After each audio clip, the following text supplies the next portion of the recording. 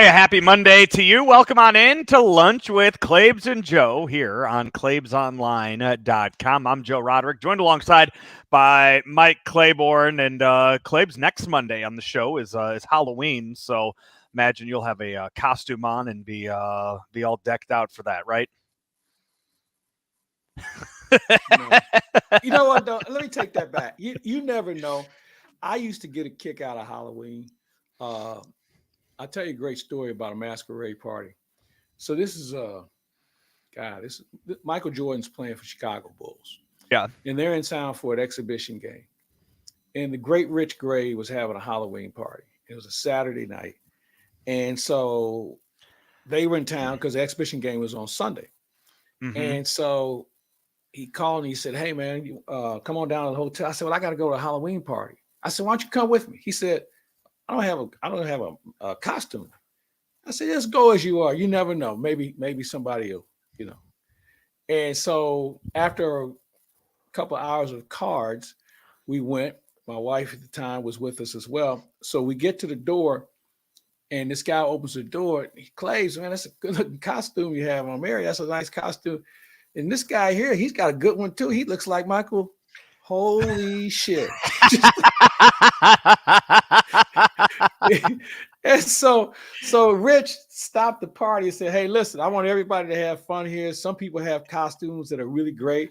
Others have costumes that look like people we know. You never know, it might be them. But in any event, let's all make sure we have a good time and let everybody have fun."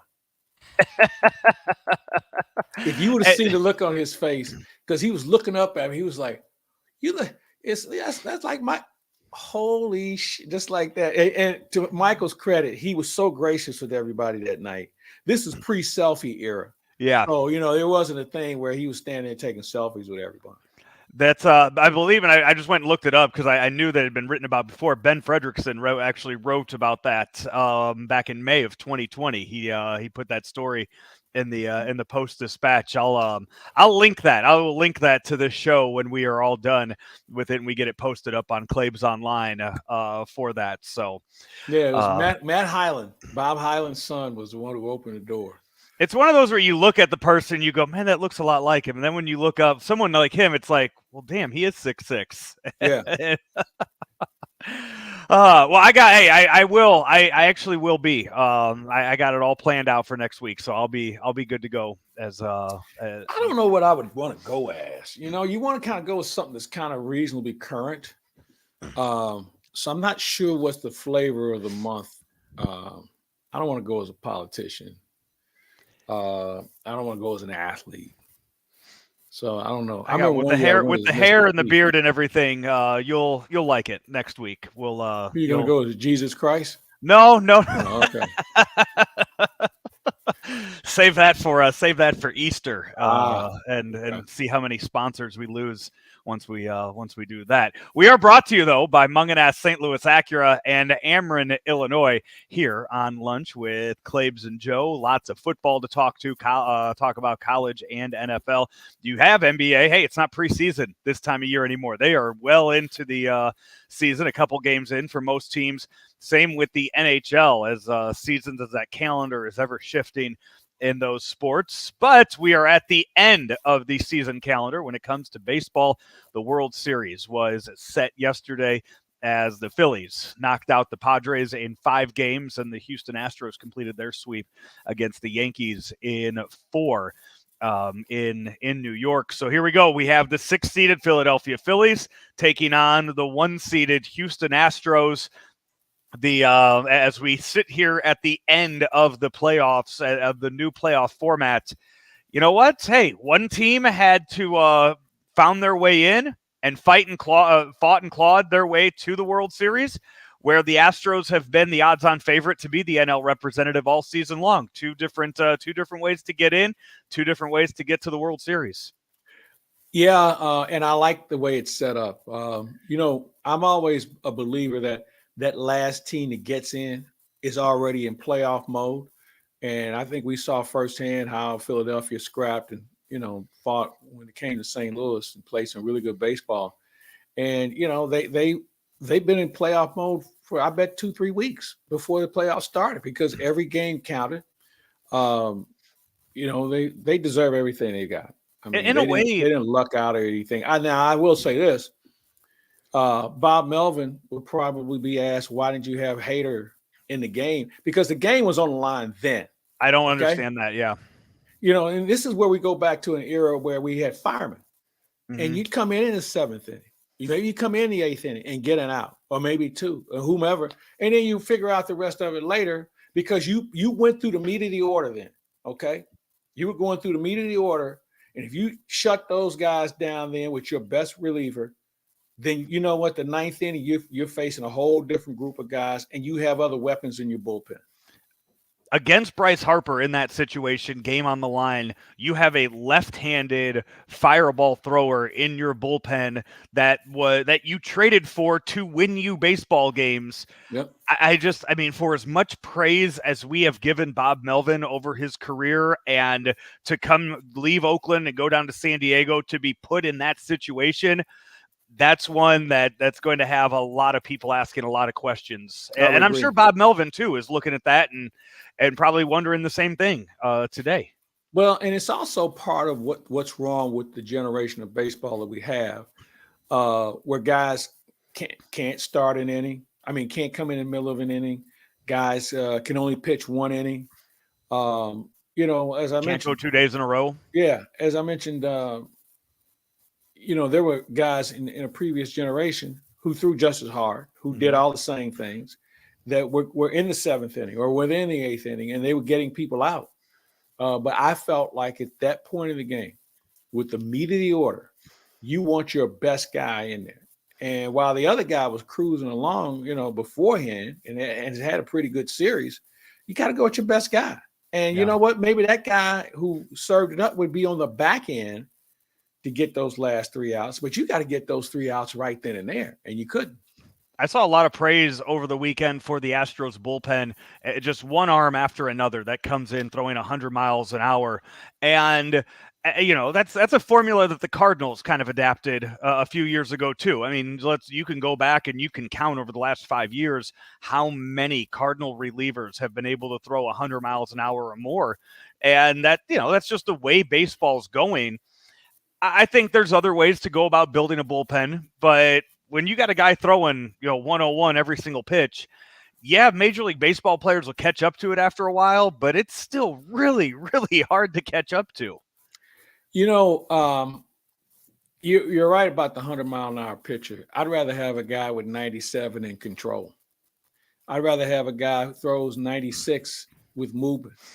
I'd rather have that guy with swing and miss stuff because, maybe I get the ground ball double play. Because we've seen more guys who throw balls at 100+ miles an hour than they throw strikes. Mm-hmm. All right. And, we have a lot more throwers. We don't have as many pitchers. So in this situation, I think I'd rather have a little bit more diversity than being locked in on a guy who can throw a 100-mile-an-hour heater, which we saw here locally with Ryan Helsley. And we saw an occasion with Jordan Hicks. I can throw 103, but I don't know where it's going. Right. Give me a guy who can throw 97 or 96 with control and movement, and I think we'll be okay.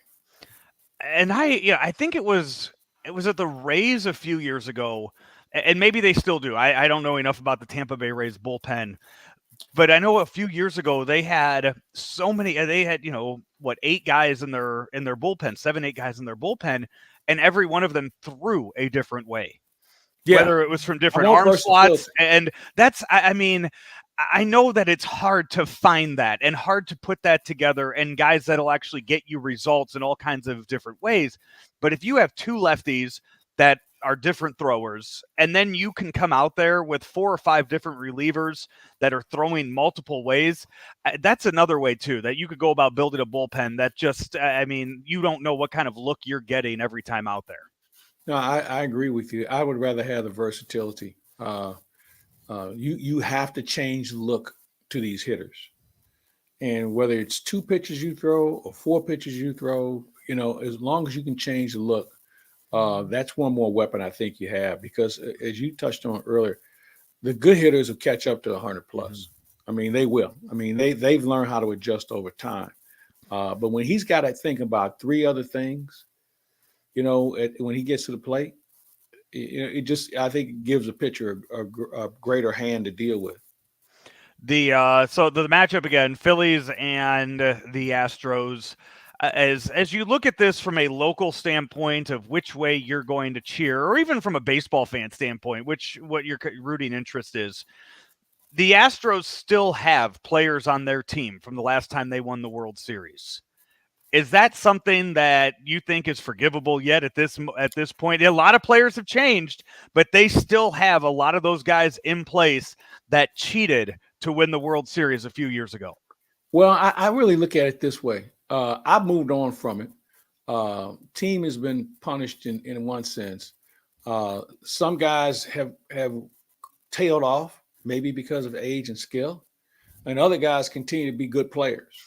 Bregman's still a really good player. Altuve struggled in this series, but Altuve is still a good player. I don't know how many other guys that they have that were everyday guys that have that impact. Correa's not here. George Springer's not here. They've changed catchers. They've changed. Well, Gurriel was a young player at that point.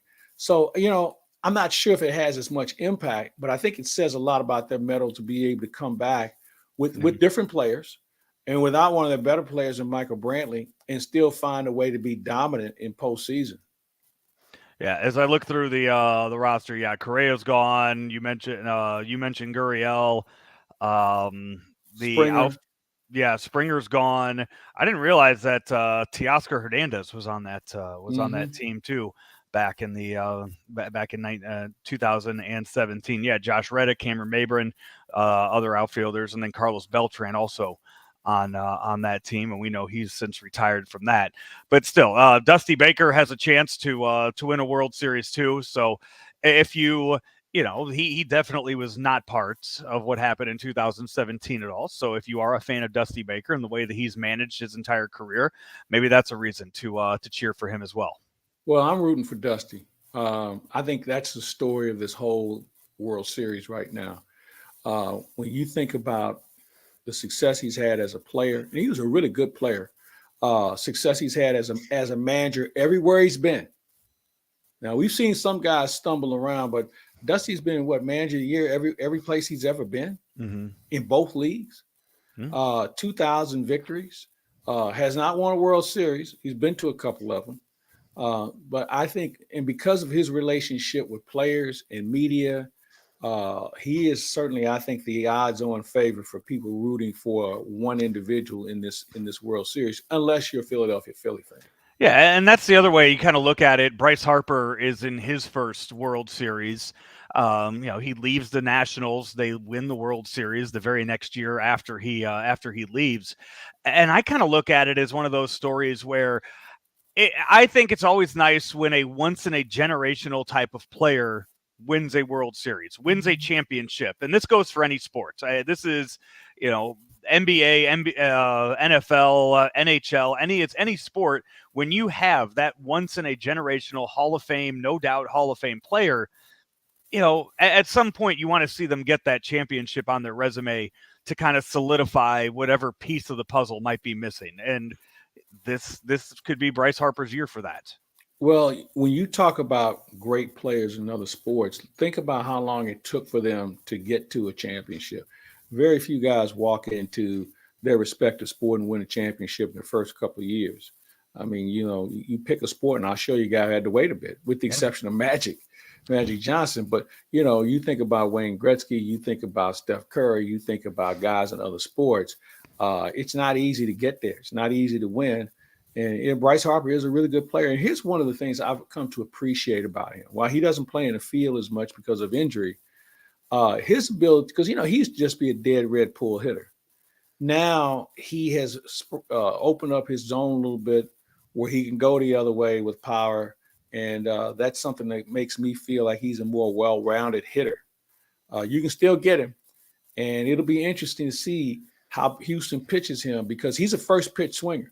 50% of his he swung at 50% of the pitches the first swing, has the highest in baseball.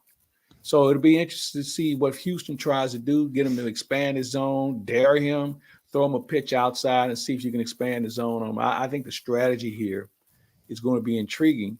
especially now you have until Friday Yeah. to come up with a game plan. I don't know what baseball was thinking, where they should have said, look, if this thing ends, they should have had a plan B, man. There's no reason for these two teams to wait until Friday. Yeah. No reason. They should be playing this thing on Wednesday and Thursday and come back on Saturday and Sunday, or maybe even throw a day game in. I don't know. I mean, I think they could have altered this differently. I But just then say again, having this it is the start on same a group. Friday, having it start on a Friday night is odd to me. Just I think Thursday is primetime TV night. Put it on there. Put it on Thursday night, and have game one right then, where people are going to be home, able to watch their TVs. I would have started on Wednesday because nobody goes out in the middle of the week. You're not competing against anything else. You're not competing against high school football or college football. What are you competing against? ESPN and the hockey. Yeah. They're two different fan bases. I would have definitely started this thing on Wednesday, and they would have known. I mean, you know what? They would have said, "All right, if we can wrap this thing up over the weekend, we're going to start on Wednesday. And if we don't wrap it up on the weekend, then we always can go back to Friday." Yeah.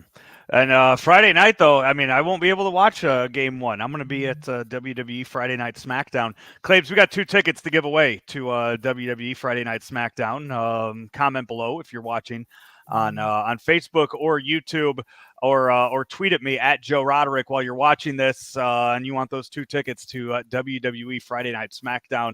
They are yours, first come, first serve on those for this Friday night at Enterprise, the home of your St. Louis Blues. We got more Blues stuff to talk about as we roll on. Claibs, do you have a prediction, by the way, for the World Series? Houston in 6. The way they're playing, man, it might be shorter than that for Houston. It's well, I think Philadelphia's going to have something to say about it. They're playing with house money right now, so for teams like that, they might steal it because they have good pitching. Those 2 starters are pretty good. Now, what they do after that is going to be a shot in the dark, but I really think that this could be something that this could be an epic series. Mm-hmm. We will we'll talk more about the World Series next week. We'll be a couple games into it when we come to you next time around. We are going to take a break right now, get into everything else when we come back right here on Lunch with Claibs and Joe, powered by Ameren, Illinois, driven by Munganast St. Louis Acura, right here on claibsonline.com. There's always been a bright side to living in downstate Illinois. Ameren, Illinois is making it even brighter with a little help from the sun. Right now, we're building a next-generation solar facility to bring you cleaner energy for generations to come. It's good for the environment, your neighborhood, and everyone living in downstate Illinois. That's brighter thinking. That's energy at work. Learn how you can participate in solar programs at amerenillinois.com/renewables. Back here, Lunch with Claibs and Joe here on claibsonline.com, powered by Ameren, Illinois, driven by Munganast St. Louis Acura. The Blues season got started this past week, and they went. I saw some teams had 4 or 5 games under their belt, while the Blues had only played 1 going into this past weekend, where they played the Kraken and then up in Edmonton. Just an odd scheduling for the Blues to start the year. Yeah, it is odd, but don't worry, they'll make up for it as the season goes on. They have, I think, 16 back-to-back games this year. So it's going to be a little bit of a murky schedule for them, but that's just the way it works. And I guess my concern would be this: you're playing in a hockey facility, all right? You're not sharing it with a basketball team. Yeah, you have a few concerts that come through, but you have first priority. Mm-hmm. And so how you have so much downtime, and you look at the teams that they're playing in Seattle, hockey arena only. Edmonton, hockey arena only. Winnipeg tonight, hockey arena only. The day of sharing facilities is just about over. So there's no excuse for not having these games more balanced. But you know what? They didn't call me about the hockey schedule, and they didn't call me about how they schedule baseball. Maybe they were thinking the Cardinals were just going to be running through the playoffs right now, and they didn't want the Blues to have to deal with that. Put them on the road. And that's where they are. No, I mean, they could have opened up the season with a 3 or 4 game road trip Yeah. instead of having a 1 game at home. So, I mean, again, I didn't make up the schedule. 3-0 to start the year. What are your thoughts on what you've seen out of the team so far? Well, one of the things I like is the transition game. The Blues are a team defensively. The defense is playing well, and they're getting the puck out of their own zone with 1 pass, maybe 2. They are not a team that you can allow them to play catch in their own back end because the forecheck gets on them and they turn it over, and all of a sudden we have panic. The transition game with what Torrey Krug is doing and what Justin Falk is playing really well at the outset, those 2 guys are really standing out. And Colton Parayko is really starting to make a name for himself again. But I love the transition right now. It seems like everybody's getting involved in scoring opportunities. And the game they played against Edmonton, who features 2 of the best players in the world in Draisaitl and Connor McDavid, to keep them off the score sheet says a lot about their defensive commitment that day. Mike Claiborne and Alex Ferrario come your way each and every week with the Ferrario Face-Off, talking Blues hockey, and then you can turn around and hear Alex each and every day on ESPN, 101 ESPN, along with the Blues pregame and postgame shows. So lots of hockey talk to be found with right here on Claibs Online and with Alex Ferrario in everything else that he does. NFL Claibs, we are at week 7 now of the season. 1 more game left tonight. It is Bears and Patriots. Ugh. I don't know how much of that I'm going to be tuning into. Well, fortunately, the Blues play tonight. Yeah, they're playing. Is it a late game tonight? Because I know they are. No, 7 o'clock. 7 o'clock up in Winnipeg for the Blues and the Jets. But yeah, Patriots and Bears. And this weekend, we've talked about just the lack of really good teams in the NFL. And you see again this week, 2 teams that were supposed to be favorites in the NFC going into the start of the season, the Buccaneers and the Packers, they lose again. And outside of the NFC East, there are no good teams in that NFC. Well, I'm going to go back to this. And I told you this at the beginning of the year. Brady and Rodgers are getting what they deserve. More Rodgers than Brady. Rodgers wanted all the money. So he didn't have enough money for a good offensive line. They don't have any receivers who can catch the football. So he's out there pouting now because he doesn't have enough support. And that's his fault. Yeah. He could have restructured that deal. All right. But he wanted all his money, and now they can't do anything. They're stuck with a bad team. New England, Brady did move some money around, but his absence has probably created more of a distraction than one might think. Although who knows the plays better than him? The other issue is, practices are nowhere near what they used to be as far as physical demand. They just don't have enough good players. Their offensive line was decimated in the beginning of the year when their first lineman went down in training camp. They were never able to replace him. And since then, they've been just doing some patchwork up front. The running game is non-existent, and the receivers can't catch the ball. We talk about the Aaron Rodgers having wide receivers that can't catch the ball, and Tom Brady, he's got veteran receivers there. Did you see the stat on Mike Evans? Did you see his drop yesterday? The drop Yes, Mike I Evans did. had yesterday. Yeah. Mike Evans had 10.9 yards of separation from his defender on that drop pass. That is the most separation of a drop pass in the NFL this season. I can't imagine there are many opportunities where a wide receiver has almost 11 yards of separation, but to drop the ball there that's really, really bad. Yeah, it's unfortunate for sure. Doesn't normally happen, but it did happen to yesterday. But they're just not as good. They're not committed. I mean, and you hate to see a first-year coach be involved in something like this, but they're just not as committed, and they're not getting, and I will say this, and I go back to the offensive line. The Bucs never were able to fix it because they were capped out. They couldn't find anybody to fill a void.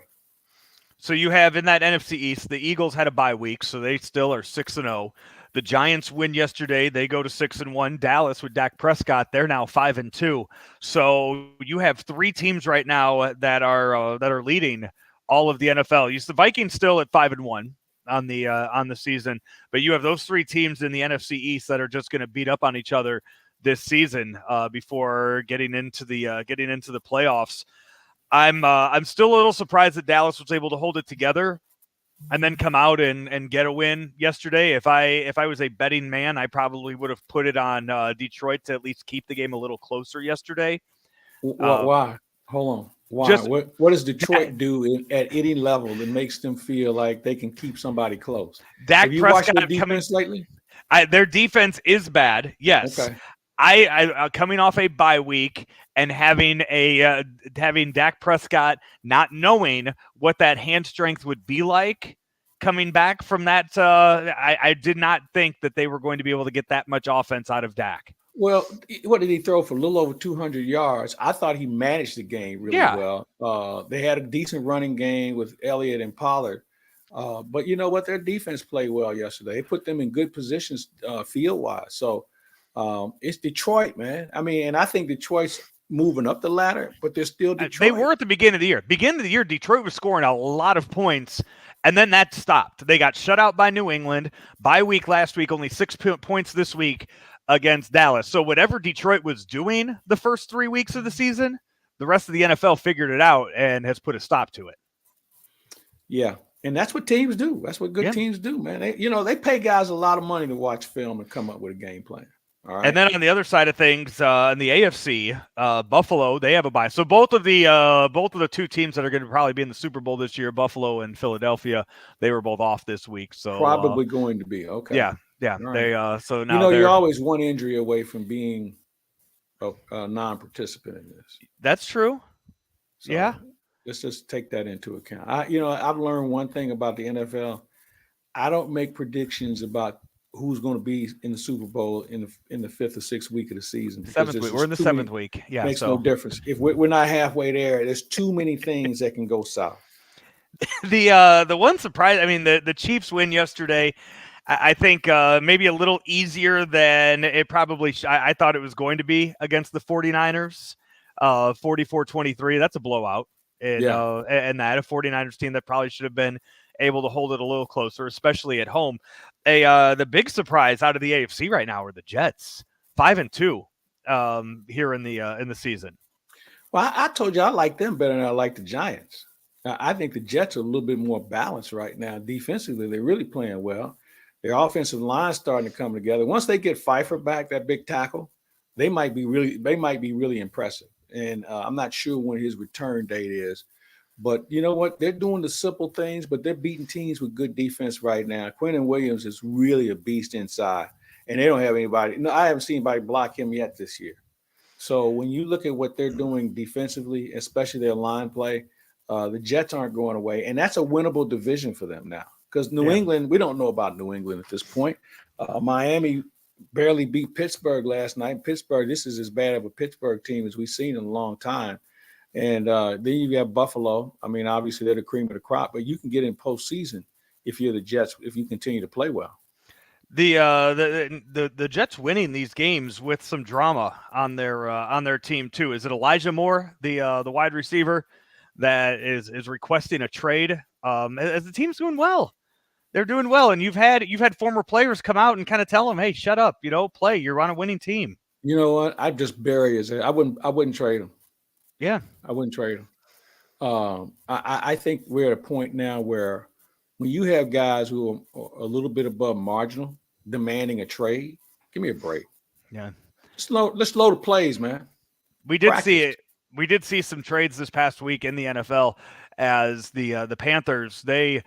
Every season you get a dumpster fire of a team. Last year it was Urban Meyer and everything that was going on in Jacksonville until the NFL decided to release some emails from John Gruden and get him fired. Well, that was last year too when that happened.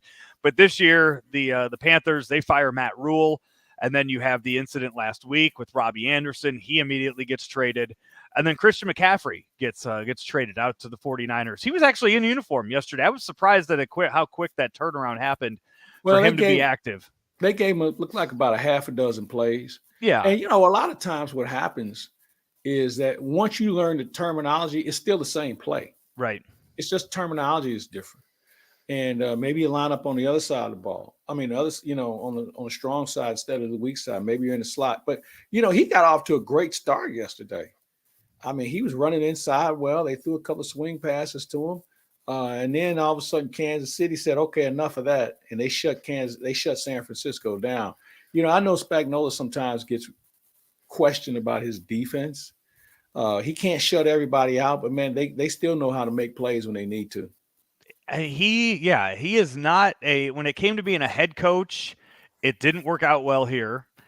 Are you surprised he hasn't gotten another shot yet somewhere as a head coach, or do you think maybe he realizes where he's best? I think the latter is probably it. And there have been a lot of good assistant coaches that, in my opinion, should be in the Hall of Fame.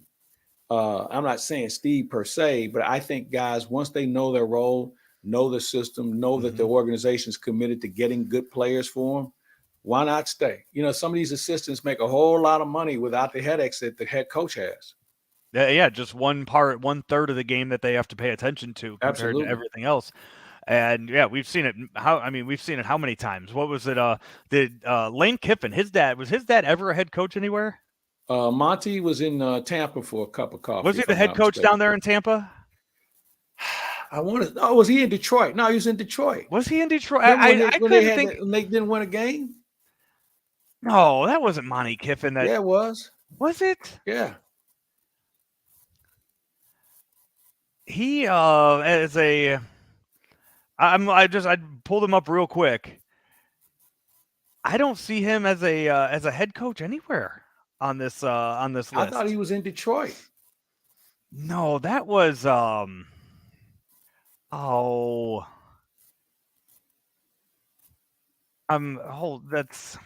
2008. That was Rod Marinelli was the head coach there. Okay, same guy. Yeah, Marinelli was a really good defensive coach.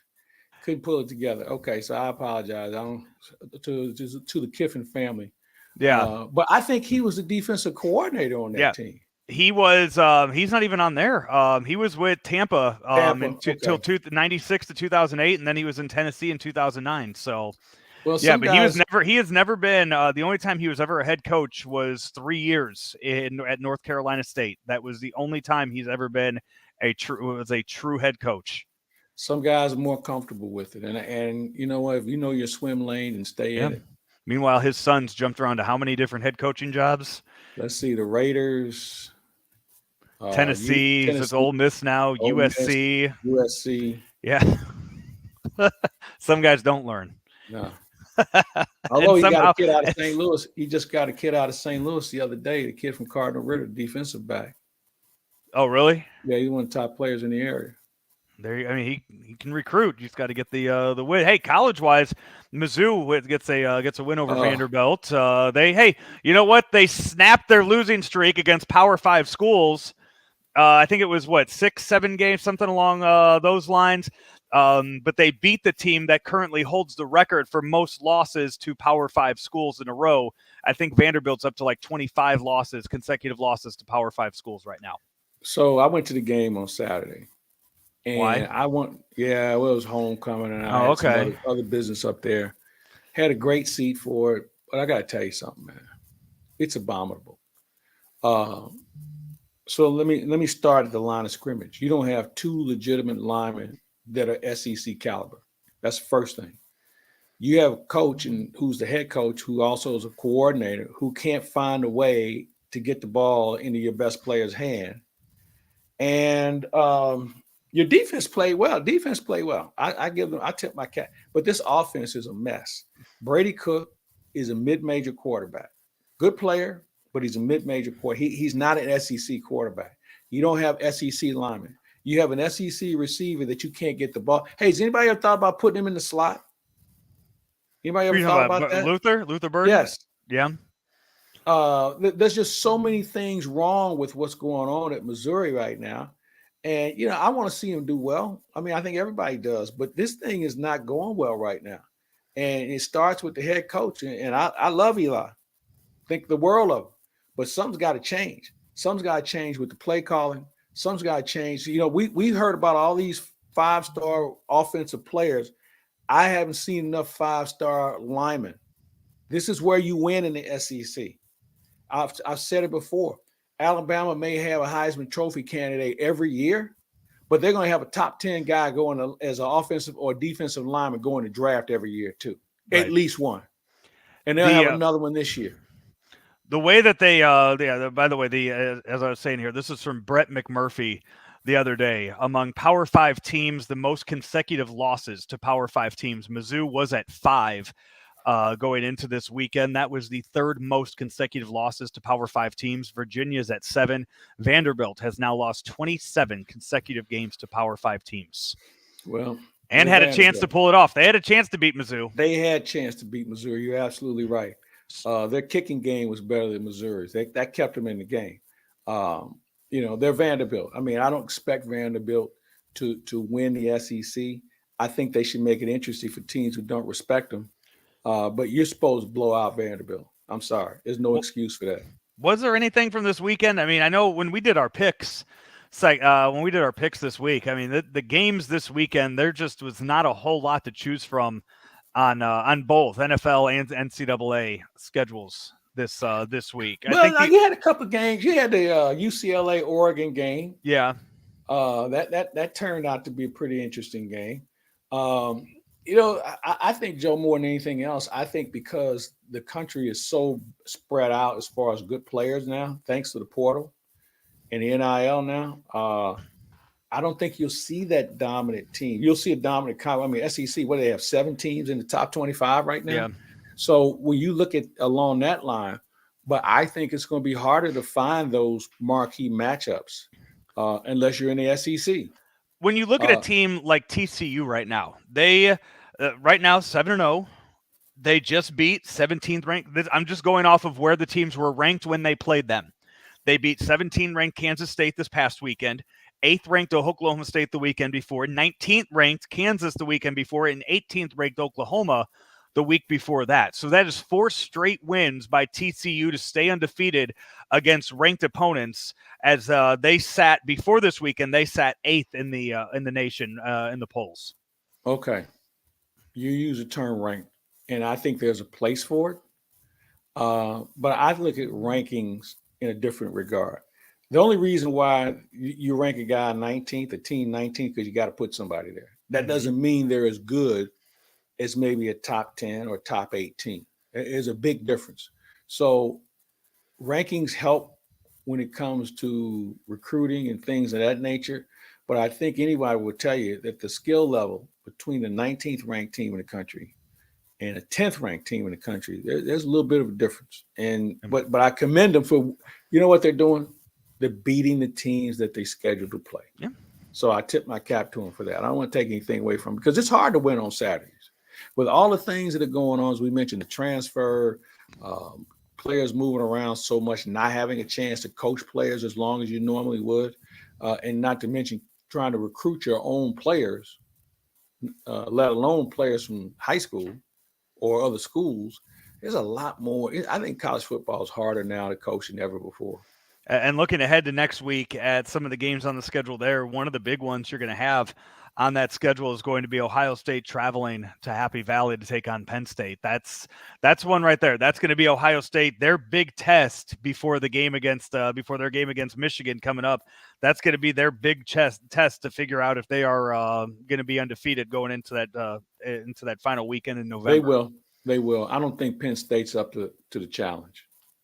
It's at Penn State. I mean, it is at Penn State. Hey, listen, I don't care. If Penn State wants to put 3 other players on the field against Ohio State, maybe they have a chance.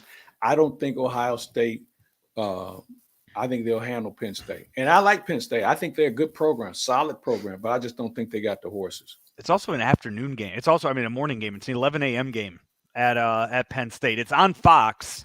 So I think Fox is trying to stack their schedule up to lead into the World Series and just have a full day of sports. But figured you have What's that their one. Midday game? Do you know what their midday game is? I'd have to look at what else is on the is that Michigan State? Michigan? No, I don't know if that one's on Fox or not either. So I don't know what else Fox would have in the middle of the day. Well, you know what? They normally don't have one in the middle of the day now that I think about it, because CBS normally has that window. Yeah. So, I mean, well, they can put anything they want on their network. I just don't know how many other good teams are in the Big Ten that they can put out there like that. But, I mean, Michigan's the only other one that would be, and they're facing Michigan State this weekend, and that doesn't look like a Fox interesting game. Scuffle. Michigan's a 3-touchdown favorite in that one. Yeah, well, the old state rivalry comes into play here.